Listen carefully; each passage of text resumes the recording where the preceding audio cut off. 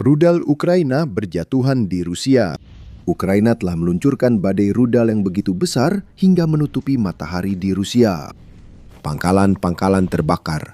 Pemandangan neraka menyelimuti Rusia karena yang tersisa dari aset militer berharga hanyalah tanah hangus dan kenangan mengerikan atas serangan Ukraina. Mesin perang Putin telah hancur lebur saat Ukraina menghantam segala sesuatu, mulai dari pabrik rudal hingga pabrik drone. Serangan ini berskala besar. Serangan ini berlangsung sepanjang Februari, dimulai di wilayah pendudukan Donetsk. Ukraina menggunakan rudal ATACMS buatan Amerika untuk menggagalkan rencana Rusia maju, baik di Donetsk maupun Oblast Zaporizhia yang berdekatan. RFI News melaporkan apa yang baru saja dilakukan Ukraina, mencatat bahwa Ukraina menggunakan rudal Amerika yang kuat untuk menyerang jantung Angkatan Darat Gabungan ke-5 Rusia di dekat pemukiman Novopetrivka di wilayah Donetsk yang diduduki. Angkatan Darat tersebut mengawasi pasukan Rusia yang beroperasi di Ukraina Selatan dengan fokus khusus pada Hulia-Pola dan arah Zaporizhia. Ukraina menanggapi kehadiran Angkatan Darat Gabungan ke-5 dengan rudal berkekuatan tinggi bermuatan hulu ledak 230 kg, cukup untuk menghancurkan pusat komando dan kendali, serta sasaran terlindung lainnya. Pusat komando di Donetsk diserang Ukraina menurut laporan majalah Military Watch 25 Februari. Dalam serangan bersamaan yang juga menyasar gudang amunisi, pusat kendali drone, serta pos komando dan pengamatan terpisah. Ukraina kembali meluncurkan ATACMS setelah beberapa bulan sebelumnya diduga stok rudal buatan Amerika Serikat sudah habis. Terakhir kali Ukraina memakai senjata ini adalah 18 November lalu saat menyerang wilayah Voronezh, Rusia. Rusia berharap itu yang terakhir, tapi ternyata tidak. Pusat komando di Donetsk telah dilumpuhkan dan ini baru awal kesulitan Rusia. Tetap bersama kami karena kami akan membahas serangan Ukraina yang lebih dalam dan dahsyat dari serangan ATACMS ini. Tapi tetap di Donetsk sejenak, apa yang dilakukan Ukraina dengan serangan ATACMS-nya adalah memperlambat pasukan Rusia saat mereka semakin fokus ke Zaporizhia dan sektor selatan. Keduanya diperkirakan jadi target serangan musim semi, disertai serangan terpisah, di mana Rusia diperkirakan mengerahkan 100.000 tentara untuk mendorong ke wilayah timur Ukraina. Seorang pejabat Ukraina mengklaim pada 1 Maret bahwa Kremlin memiliki rencana ambisius untuk merebut 4 ibu kota regional Ukraina. Di daftar target Rusia terdapat kota Zaporizhia sendiri, bersama dengan Kherson, Mykolaiv, dan Odessa. Rusia masih punya rencana yang belum jelas untuk membuat zona penyangga di Kharkiv dan Sumy, Ukraina, yang gagal dilakukan saat ofensif musim panas 2025. Rudal ATACMS Ukraina menghancurkan pos komando yang seharusnya membantu Rusia dalam serangan yang direncanakan. Serangan balasan di seluruh wilayah Zaporizhia juga telah memaksa pasukan Rusia mundur dari titik-titik peluncuran utama yang seharusnya digunakan untuk ofensif di selatan ini. Menurut RBC Ukraine, kendali telah dipulihkan atas 300 km persegi atau sekitar 115 mil persegi wilayah di arah Hulia-Pola dan Zaporizhia di Ukraina hingga bulan Februari. Serangan ATACMS yang terlihat menjelang akhir bulan membuat Rusia jauh lebih sulit untuk mengatur pasukan dan merebut kembali wilayah tersebut. Dan ini baru permulaan. Rudal Ukraina telah berterbangan kemana-mana. Selanjutnya kita akan fokus pada serangan Ukraina yang bertujuan menghancurkan ekosistem drone Rusia sepanjang Februari. Ini bukan satu-satunya kekuatan udara Rusia yang dihancurkan rudal Ukraina bulan ini, tapi aspek lain akan dibahas nanti di video ini. Pertama, drone Rusia. Mereka benar-benar mengalami masa sulit selama bulan Februari. Sekitar waktu pusat komando dan kontrol di Donetsk tinggal kawah hangus, Ukraina juga meluncurkan rudal ke lapangan udara Kapta di semenanjung Crimea yang diduduki. Dalam hal drone, lapangan udara ini menjadi target karena Rusia diketahui meluncurkan drone jarak jauh Shahid ke wilayah Ukraina dari lapangan udara inilah. Menurut Kyiv Post, lokasi peluncuran drone ini didirikan pada akhir September 2025 sehingga beberapa kota besar Ukraina berada dalam resiko. Media tersebut menyebut Mykolaiv, Kherson, dan Odessa yang mungkin Anda kenali dari klaim pejabat Ukraina bahwa Rusia akan berfokus pada kota-kota regional penting ini pada 2026. Masalah Ukraina bukan karena Rusia meluncurkan Shahid, karena Rusia sudah melakukannya selama sebagian besar perang. Masalah Ukraina adalah bahwa lapangan terbang Kacher jauh lebih dekat ke wilayah Ukraina dibandingkan dengan sebagian besar lokasi yang selama ini digunakan Rusia untuk meluncurkan drone. Lokasi lebih dekat membuat waktu terbang Shahid lebih singkat. Dengan waktu terbang lebih singkat, pertahanan udara Ukraina punya waktu lebih sedikit untuk bereaksi dan risiko syahid keluar jalur juga berkurang. Rudal Ukraina menghantam lapangan udara Kachar karena Ukraina ingin menghilangkan ancaman drone yang baru muncul. Situs peluncuran drone yang terbakar tak lagi berguna bagi pasukan Rusia. Sebagai bonus, serangan terbaru di Kachar ini mengikuti serangan Desember lalu saat Ukraina menghancurkan pesawat angkut militer AN-26. Ukraina mengirimkan pesan yang jelas kepada Putin dengan serangan-serangan seperti ini. Crimea rentan, Ukraina akan berupaya maksimal menghancurkan serangan drone Rusia. Untuk menegaskan pesan itu, Kaca bukan satu-satunya target terkait drone yang dihantam Ukraina dengan rudal dan drone pada Februari. RFU News melaporkan, Ukraina juga menembakkan proyektil ke sebuah pabrik di Republik Tatarstan, bagian dari Federasi Rusia. Ada ironi menarik. Ukraina menyerang fasilitas Tatarstan dengan drone yang mirip Shahid, padahal fasilitas itu memproduksi drone tipe Shahid. Rusia seakan melihat bayangannya sendiri terbang ke arahnya. Namun bayangan ini meledak dan menghancurkan anggapan Rusia bahwa mereka unggul dari Ukraina soal drone jarak jauh. Sementara semua ini berlangsung, kita bisa kembali ke Zaporizhia, di mana Ukraina juga menyerang gudang penyimpanan dan peralatan di dekat Vasilevka. Gudang itu terkait unit Rubicon Rusia yang mungkin satu-satunya pasukan tak berawak Rusia setara operator elit Ukraina. Radio Free Europe Radio Liberty menyelidiki unit Rubicon pada September 2025 mengungkapkan bagaimana unit ini telah menimbulkan kekacauan besar bagi pasukan Ukraina. Yang membuat Rubicon unik bagi Rusia adalah unit ini terbagi menjadi beberapa divisi. Rubicon telah menjadi unit teknologi elit Rusia yang beroperasi di Ukraina dan di wilayah perbatasan Rusia, dan mereka berhasil melakukan itu dengan memastikan setiap operator yang mereka miliki bekerja dengan jenis drone terbaik yang sesuai dengan keahlian mereka. Mereka yang paling mahir menggunakan drone FPV, yaitu drone jarak pendek yang digunakan di garis depan, fokus pada divisi tersebut. Operator Rubicon lain mengendalikan drone Shahid, meluncurkannya dari wilayah Ukraina yang diduduki ke kota dan infrastruktur energi Ukraina. Rubicon juga ikut merancang dan menguji banyak drone yang dipakai unit sistem tak berawak Rubicon maupun Rusia lainnya. Singkatnya, Rubicon adalah pemain utama Rusia. Serangan Ukraina di Vasilevka merebut drone yang digunakan unit ini dari tangan Rusia. Bagaimanapun juga, bahkan operator drone terbaik di dunia pun tidak banyak berguna jika mereka tidak memiliki mesin pembunuh terbang yang bisa mereka kendalikan dengan remote control itu. Apa yang telah kita lihat dari 3 serangan Ukraina yang berfokus pada drone ini adalah fokus yang jelas pada titik peluncuran dan jalur perakitan dari seluruh operasi drone Rusia. Ukraina bertujuan menekan serangan drone Rusia di garis depan serta melindungi pusat kota dan infrastruktur dari drone Shahid jarak jauh yang diluncurkan Rusia dalam jumlah besar. Kalau kami bilang jumlahnya sangat besar, memang sebesar itu. Pada 1 Maret, Pravda melaporkan pernyataan Presiden Ukraina Volodymyr Zelensky. Warga Ukraina hidup di bawah ribuan serangan Rusia dengan beragam senjata. Hanya dalam minggu terakhir musim dingin, Rusia menggunakan lebih dari 1.720 drone, serang hampir 1.300 bom udara berpemandu, dan lebih dari 100 rudal berbagai jenis terhadap Ukraina, ungkap Zelensky saat membahas minggu terakhir bulan Februari. Presiden Ukraina juga mengatakan bahwa Rusia telah meluncurkan hampir 19.000 drone serang ke Ukraina selama 3 bulan musim dingin, dari Desember hingga Februari, yang berarti sekitar 6.333 per bulan. Jumlah drone yang sangat besar ini membuat pertahanan udara Ukraina kewalahan dan merusak infrastruktur energinya.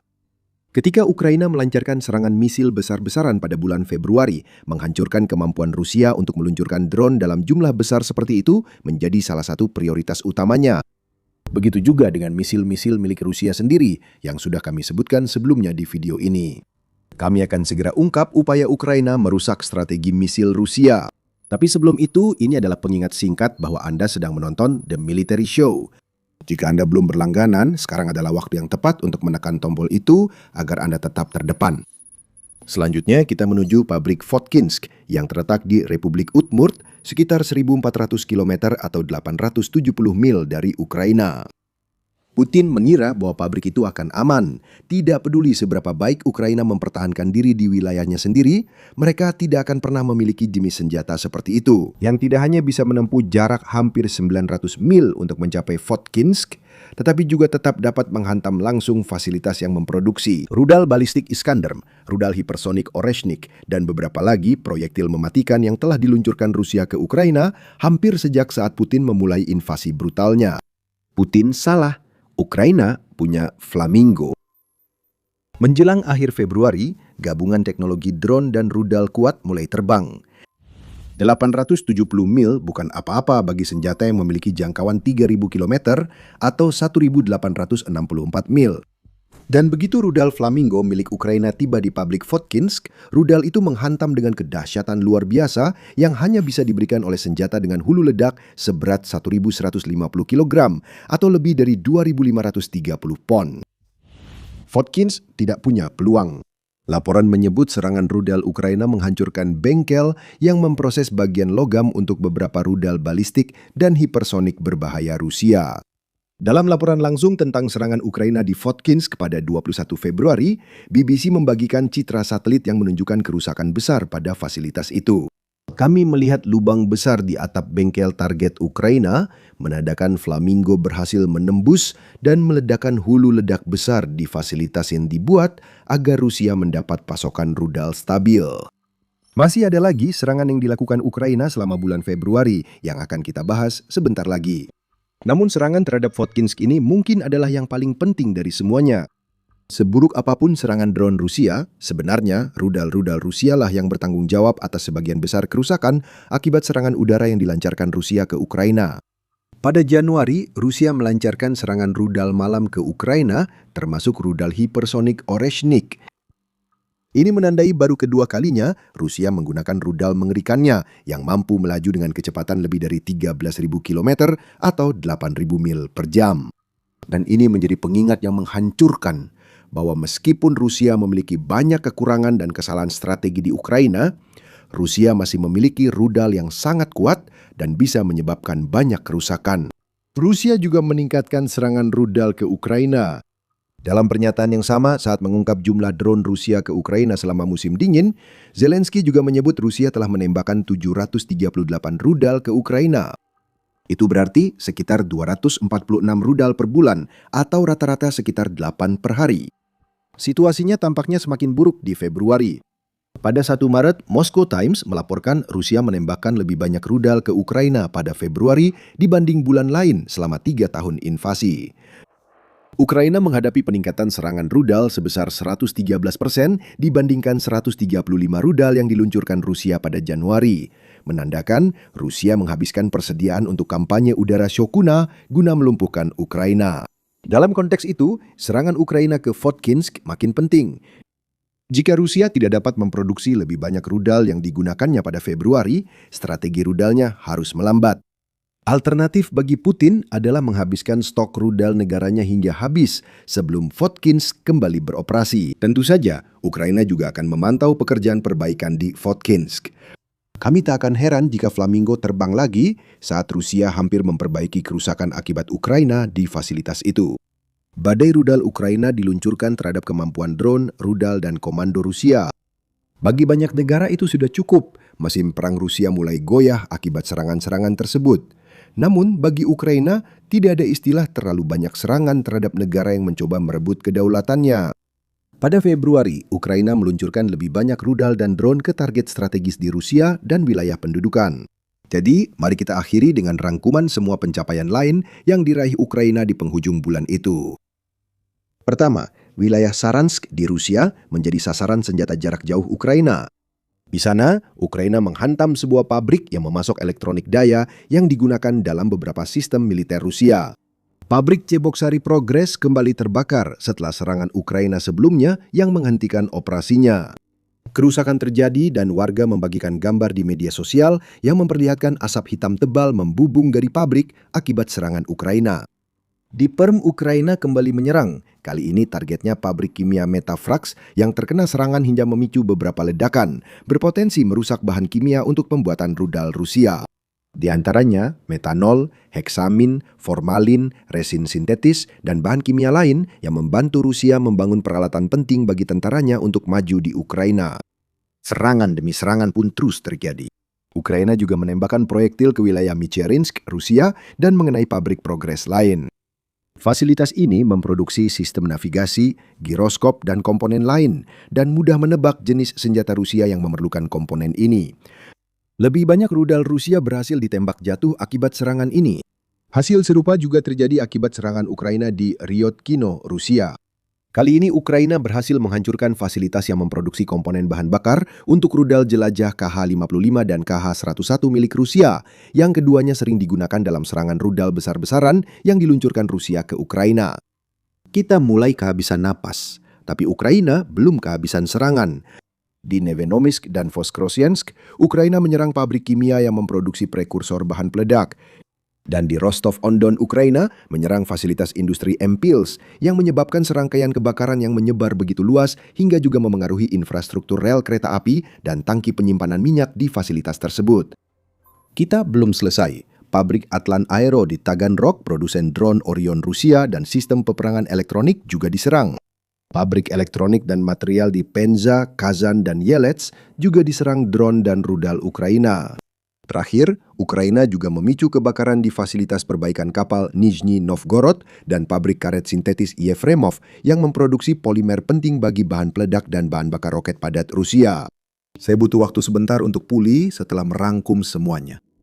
Di sini kita melihat strategi pengikisan berlapis yang diperkuat kemunculan rudal Flamingo dan kemungkinan kedatangan lebih banyak rudal ATACMS buatan IRSS di Ukraina. Setiap serangan yang kita bahas dirancang untuk menghancurkan kemampuan Rusia untuk berperang. Namun alih-alih hanya menghancurkan pasukan dan peralatan yang juga dilakukan Ukraina dengan sangat baik, Ukraina menghancurkan mesin perang Rusia dari dalam keluar. Rudal hilang, drone dihancurkan. Fasilitas penting yang memungkinkan Rusia membangun senjatanya terbakar mungkin tidak akan pernah beroperasi lagi karena strategi udara Ukraina yang kuat. Negara yang menguasai strategi pengurasan pertahanan seperti Rusia yang kehilangan lebih dari 1,26 juta tentara akibat pertahanan Ukraina, kini menerapkan strategi pengurasan ofensif. Ukraina memulai semua ini pada tahun 2025. Siersky menyimpulkan tahun ini dengan menyatakan bahwa tahun ini membuktikan kita mampu menguras musuh secara sistematis dan mengurangi potensinya secara signifikan. Pasukan pertahanan menggagalkan rencana agresor, mempertahankan posisi strategis Ukraina, serta menyiapkan landasan bagi operasi angkatan bersenjata Ukraina selanjutnya. Pada tahun 2026, Ukraina telah memacu strategi pengurasannya habis-habisan. Sepanjang Februari, fasilitas dan pos militer utama di Rusia dan wilayah pendudukan terbakar. Kini, Putin pasti berpikir apa yang akan terjadi di sisa 2026 bagi dirinya dan invasinya yang gagal. Strategi serangan jarak jauh Ukraina membuat Rusia kehabisan sumber daya selama setahun lebih. Namun, hambatan strategi itu adalah Ukraina hanya memakai drone jarak jauh yang daya hancurnya kurang untuk menimbulkan kerusakan permanen. Sekarang tidak lagi. Ukraina telah meluncurkan strategi merah muda yang jenius untuk meraih kemenangan total atas Rusia. Flamingo telah mengudara dan ini akan segera mengakhiri Rusia selamanya. Strategi baru ini menggabungkan kekuatan dengan presisi, misil dengan drone, serangan jauh ke wilayah lawan dengan penghancuran total mesin perang Rusia. Dan kami melihat contoh sempurna dari strategi PING Ukraina yang dijalankan pada tanggal 21 Februari. Saat itu, staf umum Ukraina mengonfirmasi penggunaan rudal Flamingo untuk menyerang salah satu target paling berharga di Rusia. Ancaman PING Ukraina menempuh jarak lebih dari 1.400 km atau 870 mil untuk mengenai langsung pabrik rudal Votkinsk di Republik Udmurt, Rusia. Serangan itu sangat menghancurkan, seperti terlihat dari analisis rekaman rudal Flamingo Ukraina yang menembus pabrik dipublikasikan oleh Defense Express. Rekaman menunjukkan Flamingo menghantam dengan akurasi tinggi, menandakan rudal ini memakai sistem pemandu aktif di fase terminal, melengkapi sistem yang membimbingnya hingga ratusan mil ke target. Flamingo juga tampaknya memiliki daya tembus.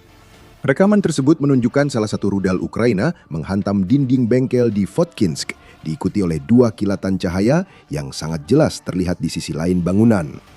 Flamingo tidak meledak saat terkena sasaran, melainkan masuk ke dalam target dan meledak di dalamnya untuk memaksimalkan kerusakan.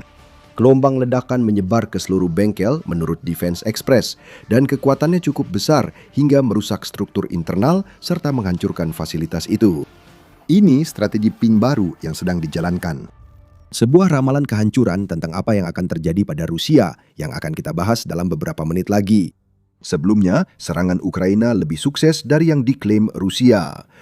Gambar satelit yang dipublikasikan oleh BBC menyoroti lubang besar yang tercipta di salah satu bengkel Votkinsk, menunjukkan bahwa Ukraina berhasil mengenai langsung pabrik yang memproduksi beberapa rudal terpenting Rusia. Rudal Iskander, Yars, Bulava, dan Oreshnik. Diyakini semuanya diproduksi di pabrik ini, dan seperti yang dilaporkan oleh Defense Express, lampu-lampu masih menyala ketika rudal Flamingo Ukraina tiba. Dengan kata lain, orang-orang Rusia sedang berada di dalam ketika rudal-rudal berwarna merah muda itu datang menghantam. Dan ketika Flamingo datang menghantam, rudal-rudal itu tiba dalam jumlah besar. Usai serangan, Presiden Ukraina Volodymyr Zelensky memuji strategi ping baru Ukraina.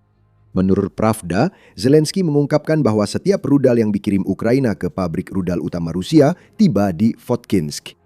Menunjukkan bahwa Rusia sangat kekurangan pertahanan udara yang dibutuhkan untuk menghentikan senjata baru Ukraina di bentangan wilayahnya yang sangat luas sejauh ratusan mil. Saya tidak akan menyebut jumlah rudal Flamingo yang dipakai kali ini. Saya hanya ingin mengatakan bahwa beberapa berhasil dicegat oleh pertahanan udara Rusia, beberapa tidak, dan ada juga yang mengenai sasaran secara langsung. Yang paling penting adalah semua rudal yang diluncurkan mencapai target, ujar Zelensky. Kualitas tinggi dan akurasi adalah ciri khas Flamingo, tambah Presiden Ukraina. Kita melihat hasil keduanya pada 21 Februari. Namun Ukraina juga meraih pencapaian yang belum pernah terjadi sebelumnya. Serangan jarak jauh sendiri bukan hal baru bagi negara itu. Tahun 2025 merupakan periode ketika drone jarak jauh Ukraina mencatat keberhasilan terbesar menghancurkan infrastruktur penyulingan minyak Rusia. Pada satu titik di tahun 2025, Ukraina berhasil mematikan sekitar 38% kapasitas penyulingan Rusia, hampir sepenuhnya menggunakan drone jarak jauhnya. Itu hasil baik untuk Ukraina, tapi masih bisa ditingkatkan. Disinilah strategi ping berperan. Pencapaian Ukraina di Votkinsk adalah yang pertama selama perang ini, meski sebelumnya Ukraina sudah memakai rudal Flamingo sebelum 21 Februari. Itu menurut Fabian Hoffman, yang merupakan peneliti doktoral di Universitas Oslo. Hoffman, anggota Institusi Penelitian Teknologi Rudal dan Kebijakan Pertahanan, mengatakan kepada Kyiv Independent bahwa peristiwa 21 Februari sangat berbeda dari yang pernah dilakukan Ukraina sebelumnya. Serangan pada Jumat malam 20-21 Februari menandai pertama kalinya Ukraina berhasil menyerang langsung target inti dari industri rudal Rusia menggunakan kemampuan rudal berat, kata Hoffman kepada media tersebut. Strategi yang dulu bertumpu pada drone kini telah meningkat pesat. Rencana Ukraina, seiring berkembangnya strategi ini, adalah mulai melengkapi persenjataan serangan jauhnya yang terdiri dari drone dengan senjata berat seperti Flamingo agar Ukraina punya lebih banyak pilihan. Gerombolan drone dalam jumlah besar yang didampingi oleh rudal Flamingo dapat memudahkan Ukraina untuk mengalahkan pertahanan udara Rusia. Flamingo juga bisa digunakan untuk menargetkan sektor utama industri pertahanan Rusia, sementara drone terus melemahkan produksi energi dan aset Rusia lain yang kurang terlindungi. Inilah strategi serangan jarak jauh Ukraina, tapi berbeda dari yang Anda tahu sebelumnya. Kita akan membahas lebih dalam tentang strategi itu dan artinya bagi Rusia sebentar lagi. Prestasi pertama lainnya yang dicapai Ukraina pada 21 Februari adalah memicu peringatan rudal yang belum pernah terjadi sebelumnya yang berbunyi di seluruh Rusia. The Kyiv Independent melaporkan hal ini pada 27 Februari, mencatat bahwa Votkinsk bukan satu-satunya target Ukraina pada 21 Februari. Sebanyak 13 wilayah Rusia secara mengejutkan mengeluarkan peringatan rudal dengan beberapa wilayah yang letaknya sangat jauh seperti Oblast Orenburg yang terletak di pegunungan Ural bagian selatan dan berjarak sekitar 1.000 km atau lebih dari 620 mil dari Ukraina. Dari 13 wilayah tersebut, 8 diantaranya terpaksa mengeluarkan peringatan rudal untuk pertama kalinya sejak Putin melancarkan invasi brutalnya ke Ukraina. Dari semua rudal Flamingo yang dikirim Ukraina ke Rusia pada 21 Februari, hanya satu yang dikonfirmasi berhasil ditembak jatuh oleh Rusia. Setidaknya itu adalah konfirmasi dari pihak Rusia. Otoritas Republik Chuvas mengklaim berhasil menembak jatuh Flamingo dengan sistem pertahanan udara. Rudal Ukraina kembali kehilangan arah, tambah Kyiv Independent yang mengonfirmasi apa yang dikatakan Zelensky sebelumnya dalam video ini. Bukan hanya fakta bahwa flamingo sudah mengudara yang seharusnya menakuti Putin. Yang membuatnya lebih menakutkan adalah flamingo bekerja persis seperti yang memang dirancang. Bagi Ukraina, merah muda kini jadi tren baru dan flamingo cepat membuktikan diri sebagai senjata yang selama ini diklaim negara itu. Setelah diumumkan pada musim panas 2025, kabar tentang flamingo dan pengembangannya sempat mereda sebelum Ukraina mulai meluncurkannya ke Rusia. Namun yang telah kita pelajari tentang rudal Ukraina, yang mungkin lebih tepat dikategorikan sebagai hibrida drone rudal, adalah bahwa rudal ini lebih cepat dan jauh lebih kuat dibandingkan drone jarak jauh yang digunakan Ukraina sepanjang sebagian besar tahun 2025. Drone-drone tersebut biasanya dapat melaju dengan kecepatan antara 250 hingga 350 km per jam atau 155 hingga 217 mil per jam, yang secara teori membuat mereka lebih mudah ditembak jatuh dibandingkan rudal. Jumlah serangan sukses yang telah diluncurkan Ukraina dengan drone-drone ini menunjukkan bahwa dugaan kemudahan pertahanan tersebut tidak seperti yang diharapkan Rusia. Namun Flamingo tetap ancaman yang jauh lebih berbahaya. Flamingo dapat mencapai kecepatan subsonik sekitar 900 km per jam atau 560 mil per jam dan dapat mempertahankan kecepatannya dalam jarak yang luar biasa, yaitu 3.000 km atau sekitar 1.860 mil. Saat Flamingo mencapai target, ia tidak membawa hulu ledak kecil seperti drone jarak jauh pada umumnya. Ini bukan sekadar beberapa kilogram daya ledak di tempat seperti Votkinsk. Setiap Flamingo memiliki hulu ledak seberat 1.150 kg atau sekitar 2.500 pon menurut Institut Internasional untuk Studi Strategis atau IISS. Jadi ini bukan senjata jarak jauh biasa. Menurut IISS, ini adalah salah satu sistem rudal jelajah berbasis darat terbesar dan berjangkauan paling jauh di dunia. Dan ini juga telah dirancang agar biayanya serendah mungkin. Walau Ukraina belum menyebut biaya produksi pasti, senjata andalan barunya diperkirakan sekitar $500.000 per unit, jauh lebih murah dari biaya rudal jelajah biasanya.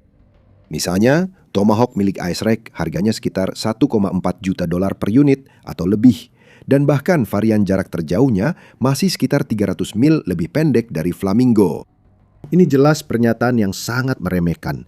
Flamingo jauh lebih unggul daripada drone-drone Ukraina. Peningkatan ini memungkinkan serangan jarak jauh berbeda dari sebelumnya di Ukraina. Sebelum kita membahas itu, jika ini adalah jenis wawasan yang ingin Anda dapatkan lebih banyak, berlanggananlah ke acara militer. Setiap minggu kami membahas ini. Hoffman menjelaskan keunggulan Flamingo dibanding drone Ukraina, sejalan dengan analisis Defense Express yang sudah dibahas di video ini. Drone jarak jauh biasanya meledak di luar, sedangkan dengan Flamingo ada peluang besar drone menembus sasaran dulu sebelum meledak, sehingga kerusakan jadi maksimal. Dengan cara itu, kata Hoffman sambil menambahkan, itu jauh lebih menyakitkan dibandingkan ketika Anda menghantam sasaran dengan drone jarak jauh. Inilah yang menjadikan strategi ping baru Ukraina masalah besar bagi Rusia. Apa yang dimiliki Ukraina sekarang adalah senjata yang daya hantamnya lebih berat daripada apapun di persenjataannya, dapat menjangkau begitu dalam ke wilayah Rusia, sehingga target-target yang sebelumnya tidak pernah terpikirkan oleh Putin bisa terekspos, kini ada di radar Ukraina, dan seperti yang terlihat di Votkinsk, dapat mengenai tepat sasaran yang diinginkan Ukraina. Bahkan setelah menempuh ratusan mil. Ukraina berhasil meningkatkan kemampuan serangan jauhnya secara signifikan. Dewan Keamanan dan Pertahanan Nasional Ukraina menegaskan serangan ini langsung menggeser posisi Rusia dalam perang. Kita melihatnya lagi di Votkinsk. Ukraina yang berhasil menghancurkan jalur produksi rudal utama sempat memicu efek domino di Rusia yang berdampak besar saat mencapai Ukraina. Rudal tidak bisa lagi dibuat. Hal itu memaksa Rusia mengandalkan stok yang ada untuk serangan jarak jauhnya. Setelah persediaan habis, Rusia tak bisa lagi menghantam Ukraina dengan keras dari jarak jauh. Di darat, tentara harus menyerang pertahanan yang belum dilemahkan rudal Rusia, sehingga Ukraina bisa bertahan lebih kuat. Karena pertahanan itu, lebih banyak tentara Rusia yang tewas, menambah jumlah 1.266.000 korban yang telah dialami Rusia sejauh ini dalam invasinya. Ini bukan hal baru terkait tujuan Ukraina dengan serangan jarak jauhnya. Namun yang baru adalah kekuatan yang dibawa oleh strategi ping. Dulu, Ukraina hanya bisa merusak 1-2 roda penggerak mesin perang Rusia. Kini, mereka bisa menghancurkan bagian-bagian besar dari mesin itu. Kehilangan kapasitas sementara bisa menjadi permanen karena Flamingo. Target yang tak bisa ditembus drone Ukraina, seperti fasilitas produksi rudal Votkinsk, kini menjadi rentan. Tiba-tiba, Putin dan kroni-kroninya di Kremlin harus menghadapi senjata baru yang terbukti mampu menghantam sasaran secara langsung dan yang lebih mengkhawatirkan bagi Rusia, tampaknya tidak terlalu rentan terhadap pertahanan udara Rusia seperti yang ingin diyakini Putin. Apa yang juga diberikan oleh strategi PING baru ini kepada Ukraina adalah daya tawar yang sangat besar untuk pembicaraan damai yang sedang berlangsung dengan Rusia. Pada bulan Desember lalu, kontributor Forbes Vikram Mittal mencatat bahwa peningkatan serangan drone jarak jauh Ukraina yang terlihat pada paruh akhir tahun 2025 sudah sangat efektif melemahkan Rusia. Serangan drone ini telah melemahkan kapasitas tempur jangka panjang Rusia. Serangan-serangan ini menghantam di berbagai tingkatan, secara langsung menargetkan pasukan Rusia, membatasi kemampuan mereka untuk memasok pasukan tersebut, dan mengurangi sumber daya yang tersedia untuk mendanai tentara serta peralatan, kata Mittal. Mittal menambahkan Ukraina dapat memanfaatkan keberhasilan serangannya pada tahun 2025 untuk menunjukkan kemampuan menghantam target strategis di dalam Rusia saat pembicaraan damai. Sekarang bayangkan daya tawar itu menjadi jauh lebih kuat. Bukan hanya Ukraina bisa menghantam target strategis lagi. Ukraina dapat menyerang dengan senjata yang mampu menghilangkan target dari peta. Peneliti senior Museum Penerbangan Negara, Valery Romanenko, mungkin merangkumnya paling baik saat berbicara kepada Radio Envy pada Agustus lalu.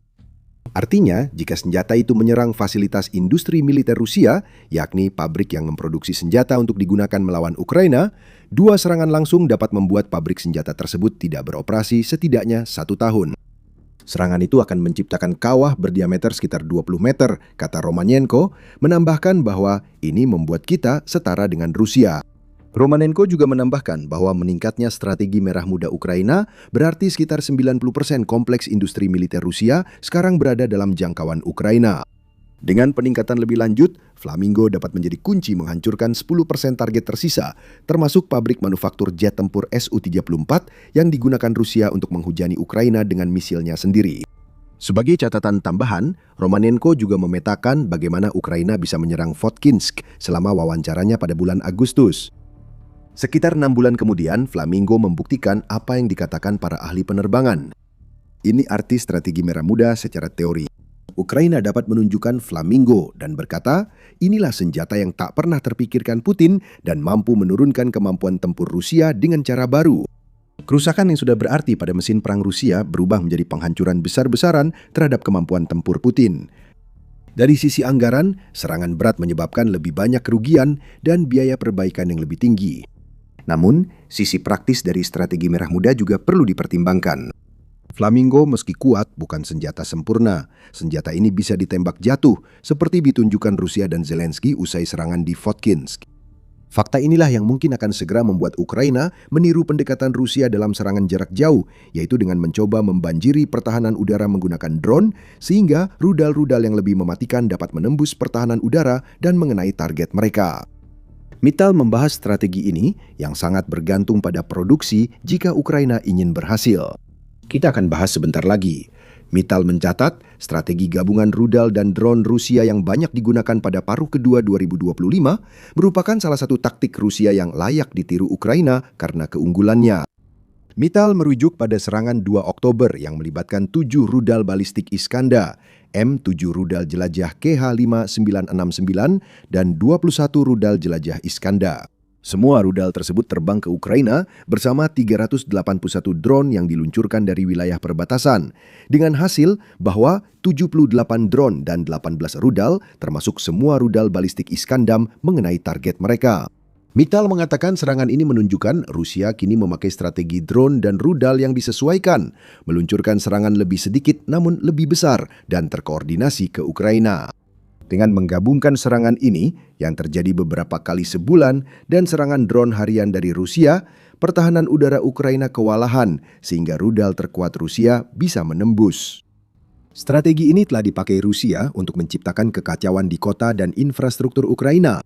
Strategi PING kini siap membalas. Ukraina mungkin mulai menghemat banyak rudal Flamingo sambil tetap menyerang Rusia dengan drone. Ketika persediaan rudal Flamingo sudah cukup banyak, serangan besar-besaran seperti yang kita lihat pada 21 Februari akan diluncurkan. Dan Flamingo memiliki peluang lebih baik untuk mengenai targetnya. Votkins mengalami kerusakan serius sebagai akibat langsung dari serangan seperti itu. Jadi kami memperkirakan bahwa kami akan melaporkan bahwa Ukraina melakukan sesuatu yang sangat mirip pada suatu saat di paruh pertama bulan Maret. Namun, produksi harus mengimbangi kebutuhan agar strategi Merah Muda mencapai potensi penuhnya. Di bidang drone, Ukraina sedang berada di jalur yang tepat untuk mencapai jumlah yang dibutuhkannya.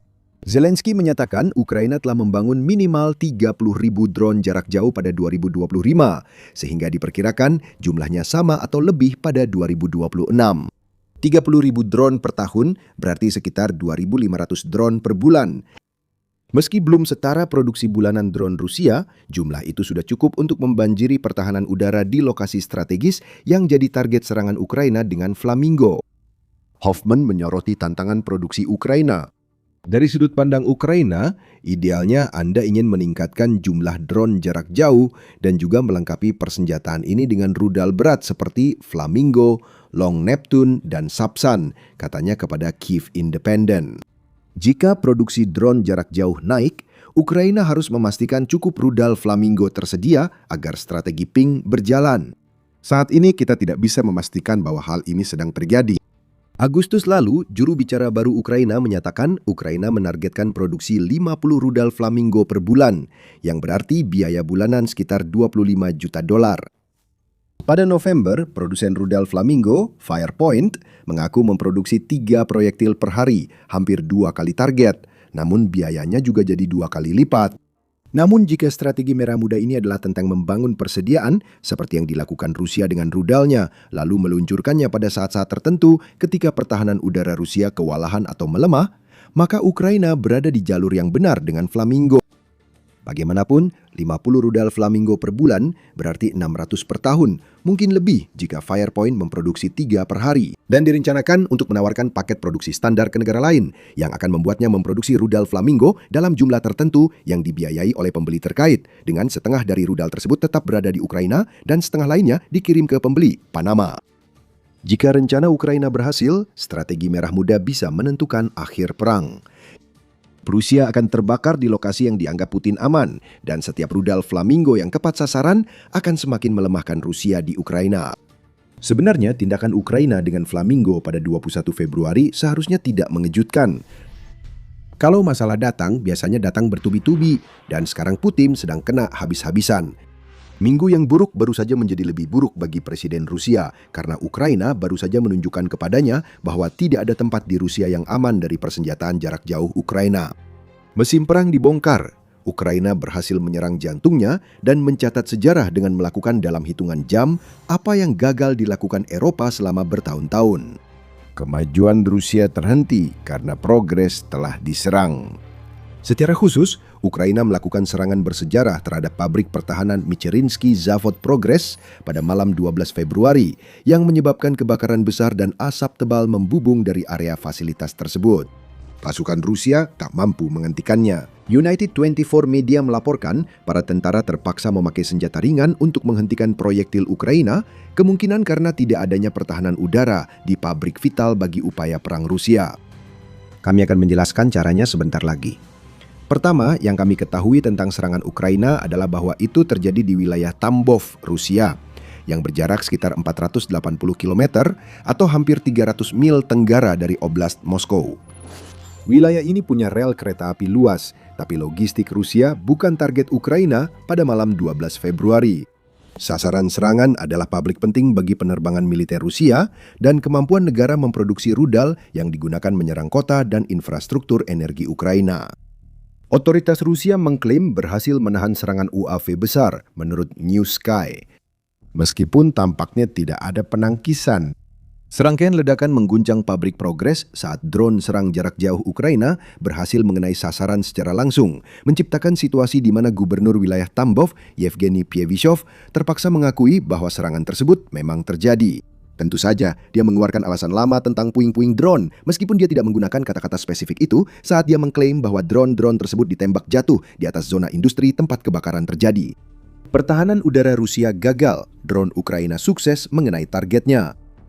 New Sky melaporkan kebakaran di pabrik Progress sangat besar hingga terlihat dari puluhan kilometer. Saluran Telegram Rusia melaporkan kejadian di pabrik itu dan mencatat pihak berwenang berusaha menutupi insiden tersebut. Pintu masuk pabrik diblokir dan beredar rumor tentang korban jiwa. Jujur saja, Rusia sulit menghentikan berita ini. Kebakaran sebesar itu yang terlihat dari kota sekitar jelas sulit disembunyikan. Serangan ini sangat penting bagi Ukraina dan merusak mesin perang Rusia. Kenapa? Pabrik Mikerinsky Zavod Progress sangat penting untuk mesin perang Rusia. Seperti yang disoroti oleh New Sky dalam laporan tanggal 13 Februari tentang serangan itu, serangan Ukraina dirancang untuk menghancurkan bangunan produksi yang berisi peralatan kompleks, bukan gudang kosong yang tidak akan merugikan Rusia banyak. Peralatan kompleks tersebut memproduksi elemen untuk sistem kendali rudal dan pesawat Rusia. Peralatan ini terdiri dari unit elektronik, modul pengalih, dan elemen radioelektronik yang diperlukan senjata atau pesawat agar dapat bernavigasi ke tujuan. Singkatnya, ini adalah serangan yang dilakukan Ukraina untuk benar-benar membutakan pasukan rudal Rusia. Dan Ukraina perlu melakukan itu karena Rusia telah meningkatkan serangan rudalnya ke wilayah Ukraina selama musim dingin. Menurut Kiev Independent Januari lalu, Rusia mengubah pola serangan massal rudal dan drone. Jika dulu pasukan Putin menyerang berbagai target, kini mereka fokus menyerang infrastruktur energi Ukraina demi membekukan Ukraina sebelum cuaca hangat datang dan perang kembali membuat Rusia dengan putus asa mengirim tentaranya ke medan pembantaian. Taktik baru Rusia, didukung oleh peningkatan produksi rudal yang menunjukkan sanksi barat kurang efektif, bertujuan membanjiri pertahanan udara Ukraina. Menurut pakar pertahanan dan perwira militer Ukraina Viktor Kevliuk, campuran senjata dalam jumlah besar menunjukkan perubahan taktik serangan. Rusia membebani pertahanan udara dengan berbagai ancaman kompleks, bukan hanya satu jenis senjata. Rudal balistik Rusia yang digunakan, beserta puingnya yang menghantam Ukraina, menunjukkan banyak rudal dibuat hanya beberapa minggu sebelum dipakai. Itu menunjukkan sanksi tidak berfungsi sebagaimana mestinya. Rusia tetap mendapat komponen untuk membuat rudal. Rusia masih mendapatkan pasokan penting bagi pabrik seperti Progress untuk terus memproduksi sistem pemandu dan peralatan pendukung rudal. Serangan ke Progress bertujuan menghancurkan produksi rudal Rusia di salah satu sumbernya. Dan itu adalah pukulan yang begitu keras, hingga bahkan telinga seluruh Eropa pun berdenging saat Ukraina menyampaikan pesan yang jelas bahwa jauh lebih banyak yang harus dilakukan dengan sanksi dan penegakan hukum untuk mencegah pabrik-pabrik seperti Progress melakukan apa yang mereka lakukan. Serangan terhadap Progress bisa dilihat sebagai balas dendam Ukraina atas serangan rudal Rusia. Sudut pandang ini menarik karena menurut Kiev Independent pada 14 Februari, Rusia membingkai serangan ke infrastruktur energi Ukraina sebagai balasan atas strategi serangan jarak jauh Ukraina yang merusak Rusia dari dalam. Rusia kerap memakai istilah seperti tindakan terpaksa dan respons untuk menggambarkan serangannya ke Ukraina, yang sebenarnya hanya upaya mengalihkan kesalahan atas serangan rudalnya ke Ukraina. Yang sebenarnya terjadi, seperti yang dikatakan oleh pakar pertahanan dari King's College London, Michael Clark, adalah bahwa serangan Rusia terhadap fasilitas pembangkit energi Ukraina tampaknya memang dirancang khusus untuk berdampak pada warga sipil, yang secara otomatis menjadi bukti kejahatan perang. Ukraina menggunakan drone jarak jauh serta persediaan misil dan hibrida drone dan rudal yang terus bertambah untuk menyerang infrastruktur minyak, bahan bakar, titik militer, dan target sah lain demi melemahkan mesin perang Rusia. Bagi Ukraina, alasan pertahanan sepenuhnya dibenarkan. Dan dengan serangan terbarunya terhadap fasilitas Progress, Ukraina telah melakukan apa yang gagal dilakukan Eropa dengan menutup sebuah pabrik yang menjadi pilar utama dari strategi jarak jauh Putin yang brutal. Itu bukan satu-satunya hal yang dicapai oleh serangan terhadap Progress. Menurut New Sky, selain komponen rudal dan rangka pesawat, fasilitas yang kini terbakar juga memproduksi produk lain. Media mencatat pabrik Progress juga memproduksi peralatan untuk pipa minyak dan gas yang digunakan Rusia untuk mengangkut produk-produk terpentingnya ke seluruh negeri dan ke seluruh dunia. Sudah hampir tidak perlu dijelaskan lagi mengapa ini menjadi aspek penting lainnya dari serangan bersejarah Ukraina terhadap pabrik Progress. Jika Rusia tidak dapat membangun atau memelihara pipa-pipanya, Ukraina telah kembali melemahkan industri energi yang sudah terus merosot, hingga Kremlin memperoleh pendapatan 50% lebih sedikit dari pajak produk energi pada Januari 2026 dibandingkan Januari sebelumnya. Oh, jika Anda menambahkan produk listrikan sektor sipil dari pabrik Progress, Anda bisa melihat bagaimana Ukraina mengembalikan penderitaan perang yang dimulai Putin ke rakyat Rusia. Reaksi Rusia cukup menarik. Ini adalah campuran antara pengakuan diam-diam, seperti yang kita lihat dengan dalih klasik tentang puing-puing drone, dan klaim bahwa mereka berhasil menggagalkan serangan terhadap fasilitas Progress. Hal serupa terjadi saat Ukraina menyerang pabrik itu pada Juni 2025, meski Rusia saat itu menyebutnya insiden lokal. Serangan besar ini membuat Rusia tak bisa menyembunyikan kejadian sebenarnya. Jadi yang muncul adalah semacam pengakuan yang aneh, namun dibarengi dengan penyangkalan. Meski Rusia mengklaim api sudah padam, New Sky mengatakan kanal-kanal Telegram melaporkan bahwa kebakaran sangat hebat hingga personel dan warga sekitar mungkin harus dievakuasi. Ini seperti dua versi cerita yang berbeda. Kita tahu versi Rusia selalu penuh propaganda dan kebohongan. Tadi kami sempat menyebut tentang Ukraina yang menggunakan misilnya terhadap Rusia. Itu benar-benar terjadi dalam serangan lain yang mengubah malam bersejarah bagi Ukraina menjadi kehancuran besar mesin perang Rusia bagi Putin. Sebelum membahasnya, Anda menonton acara militer. Jika belum berlangganan, silakan lakukan sekarang. Kembali ke rudal Ukraina. Setelah salah satu pabrik komponen militer utama Rusia terbakar, Ukraina membuktikan mampu menyerang target lain secara efektif dengan rudal buatan sendiri. Lebih tepatnya, ini merupakan hibrida rudal dan drone, yaitu Flamingo. Juga pada 12 Februari, media United 24 melaporkan bahwa Ukraina telah melakukan serangan besar terhadap gudang penyimpanan amunisi militer besar yang dimiliki oleh Direktorat Utama Rudal dan Artileri atau JRAU.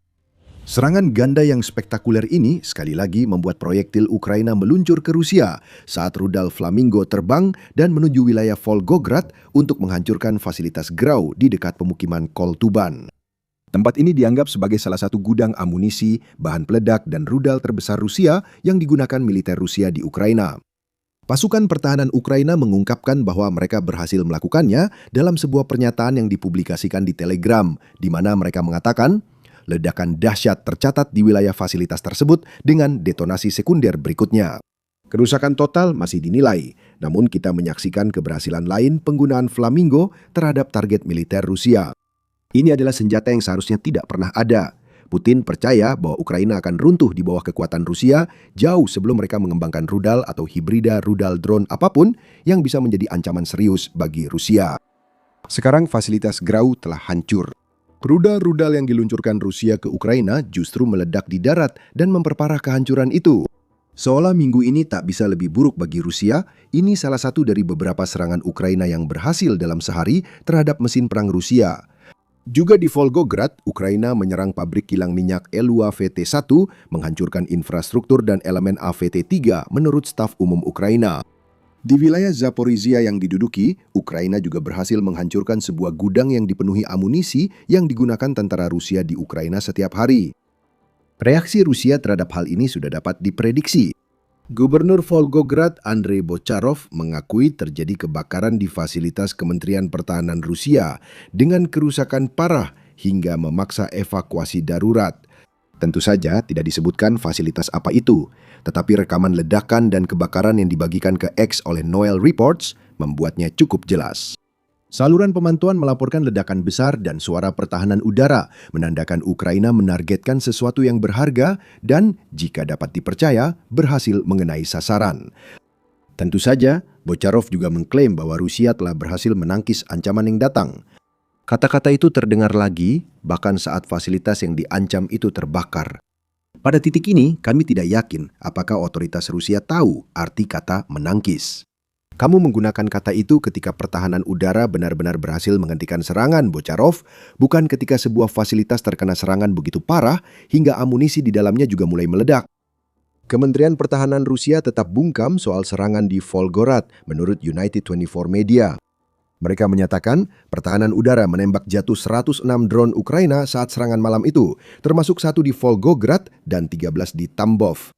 Tapi, apakah ada yang benar-benar bisa mempercayai itu pada titik ini? Kedua wilayah itu memiliki fasilitas penting untuk strategi rudal Rusia yang sudah dihancurkan. Dihancurkan, sementara Kementerian Pertahanan menutup mata saat rudal dan komponennya musnah terbakar. Kerusakan besar disebabkan oleh Ukraina pada 12 Februari.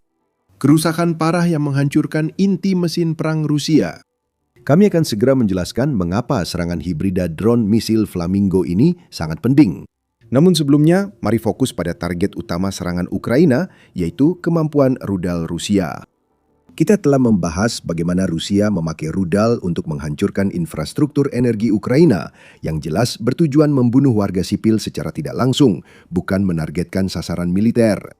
Namun, menurut seorang analis militer kepada Suara Baru Ukraina pada Desember, masalah utama Ukraina adalah Rusia kini bisa cepat mengganti rudal yang digunakan di Ukraina. Menurut Anatoly Kravchinsky, mantan perwira Angkatan Udara Ukraina dan ahli penerbangan, Rusia kini memproduksi cukup banyak rudal untuk melakukan serangan besar ke Ukraina 1 hingga 2 kali per minggu. Menurut Kravchinsky, berdasarkan berbagai perkiraan, Rusia mungkin memiliki sekitar 500 rudal Iskander dalam cadangan, beberapa ratus KH-101 dan KH-555, serta persediaan besar KH-59 dan KH-32.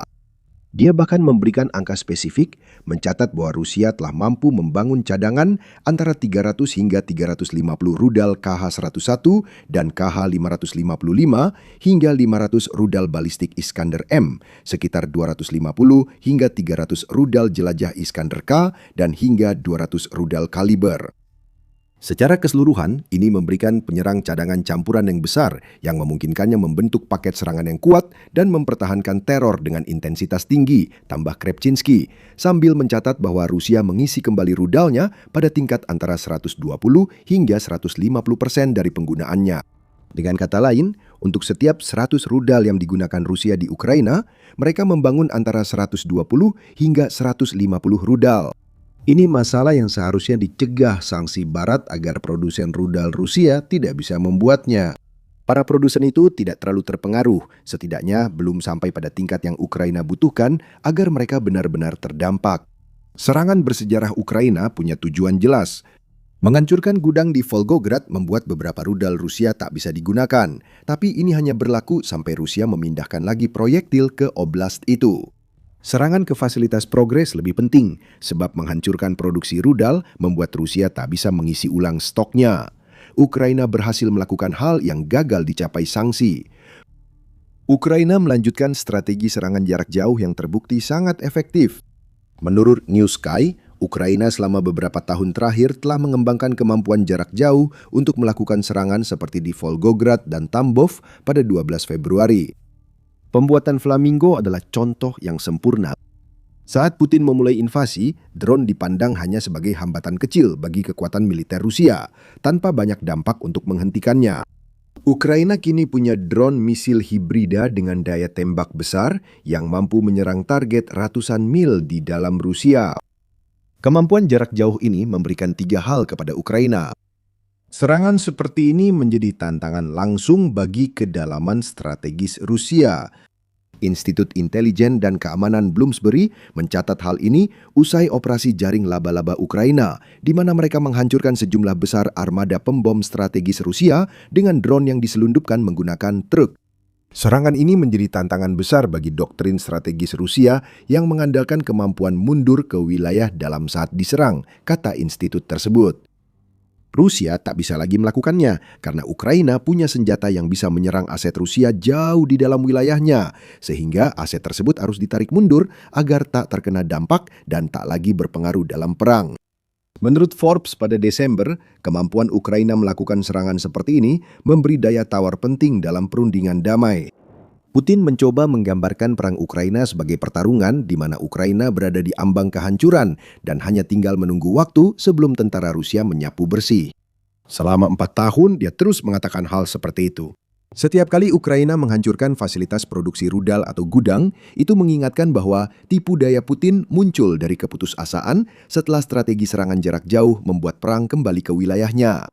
Dan tentu saja ada juga biayanya.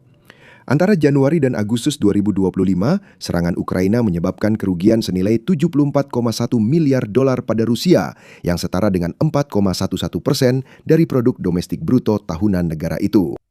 Miliaran lagi kemungkinan telah bertambah sejak itu, ditambah kerugian akibat penghancuran pabrik Progres. Tidak ada yang tahu berapa biaya yang dibutuhkan Rusia untuk memperbaiki pabrik itu agar bisa beroperasi lagi. Rusia harus memperbaiki pabrik itu. Mereka tak bisa tanpa pabrik yang sangat vital bagi strategi rudalnya. Jadi, apa yang kita lihat dengan serangan jarak jauh Ukraina adalah terus terkikisnya narasi yang telah diupayakan Putin selama bertahun-tahun untuk dibangun. Rusia tidak maha kuasa. Negara itu rapuh dan Ukraina terus membuktikannya. Flamingo memberi Ukraina senjata ideal untuk tugas ini. Mampu menempuh jarak sekitar 3.000 km atau sekitar 1.860 mil dan dapat membawa hulu ledak seberat 1.150 kg atau 2.530 pon. Flamingo adalah ancaman bagi Rusia. Ukraina membuktikannya di Volgograd, tetapi ancaman itu diharapkan Putin sudah berhasil dipadamkan.